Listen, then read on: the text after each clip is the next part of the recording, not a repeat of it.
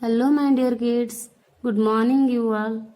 Today we will discuss about a very important topic, that is from your grammar book, about the naming words or nouns.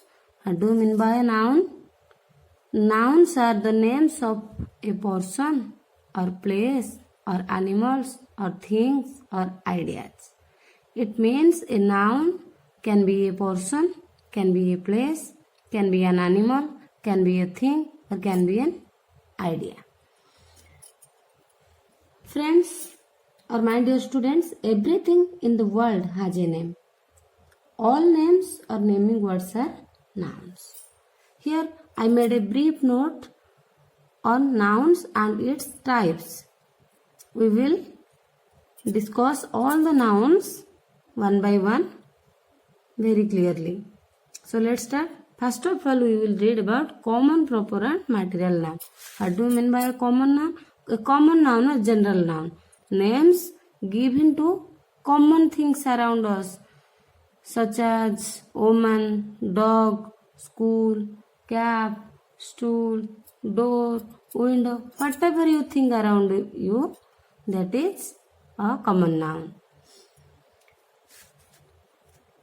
Then proper noun. Proper noun is very easy to recognize. That is the special names given to the common noun, or names given to people, countries, towns, rivers, pets, months, days. They are called proper noun. For example, day is a common noun, but Sunday, Monday, the special days are proper noun. Country is a common noun, but India is a proper noun.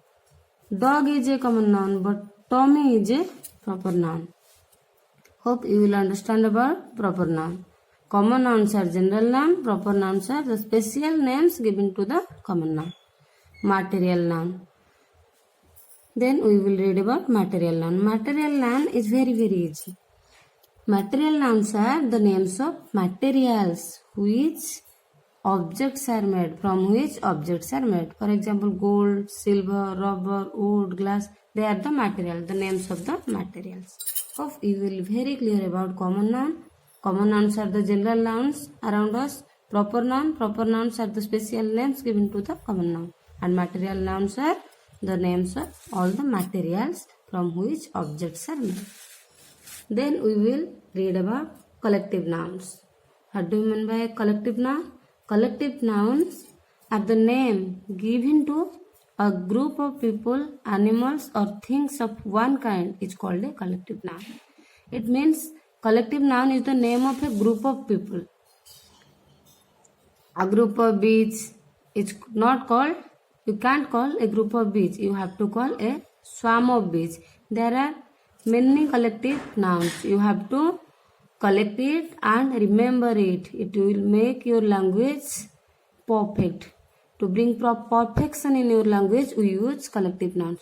You can't, for example, you can't say a group of students. You have to say a class of students. You can't say a group of thieves. You have to say a gang of thieves. In the same way, there are many collective nouns. You have to collect it and remember it. Collective nouns are the names of groups of people, things, animals, etc. Then we will read about concrete noun. Concrete noun is very easy and also very difficult. How? Concrete nouns are the common nouns and material nouns and collective nouns. Understood? Concrete nouns are names of objects we can see and touch physically. Around us there are many things. Which things we can touch and see, they are the concrete nouns. And all the common nouns, material nouns and collective nouns are called concrete noun. For example, here is a tree. We can see it, we can touch it. That's why that is a concrete noun. Gold, tree, army, bag, you also a concrete noun.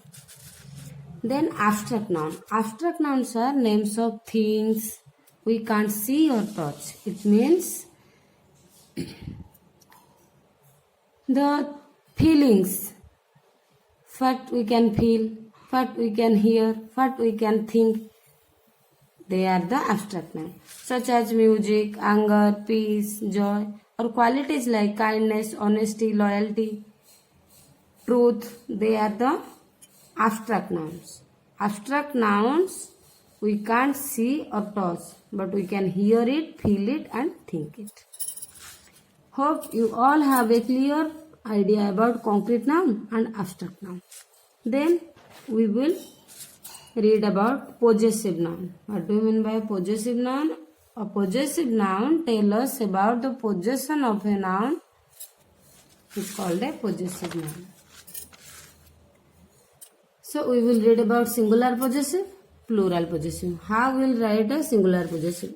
If you have to write a singular possessive, here is the example, one dogs. It means one dog, और dog के बाद मैंने apostrophe डाला, उसके बाद S. Here in this way we write the singular positive noun. If we have to write the plural positive noun, there is already S in the plural. Dog का plural dogs, dogs के बाद हमको apostrophe लगाना पड़ेगा. अगर किसी एक singular noun के लिए हम पॉजिटिव नाउन करते हैं तो उसको नाउन के बाद अपोस्ट्रोफ, उसके बाद एस यूज करेंगे. और हम प्लूरल पॉजिटिव मेकिंग करते हैं तो एस के बाद हमको अपोस्ट्रोफ देना पड़ेगा. Here some more examples are there. One girls, look at the copy. I have written girls, girl के बाद अपोस्ट्रोफ, उसके बाद एस. और हियर जब मेनी गर्ल्स हो गया, गर्ल्स के बाद अपोस्ट्रोफ यूज हुआ. In this way you have to write singular positive and plural positive. Then we will read about the very important and most important topic of the noun, that is most important part of the noun. They are the countable noun and uncountable noun. Countable noun and uncountable noun are very easy, but it seems very easy, but it is very difficult. We have to learn it. So let's start. What do you mean by countable? All you know that a noun is countable if it can be counted. Which noun can be counted? That is countable noun. For example, bird. You can count all the birds. That's why bird is a countable noun. But salt, you can't count salt. That's why salt is an uncountable noun.